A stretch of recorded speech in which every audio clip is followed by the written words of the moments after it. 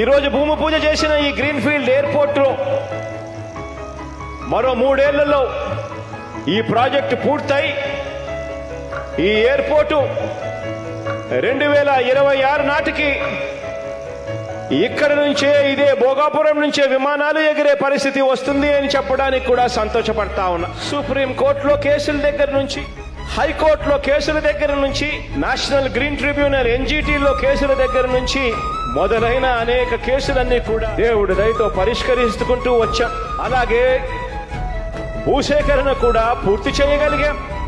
అలాగే అన్ని అనుమతులు కూడా కేంద్రం నుంచి తీసుకుని రాగలిగాం. అలాగే టెండర్ల ప్రక్రియను కూడా పూర్తి చేసి ఈ రోజు మన ప్రభుత్వం ఈ నిర్మాణ పనులకు ఇక్కడ శంకుస్థాపన చేస్తా ఉన్నాం.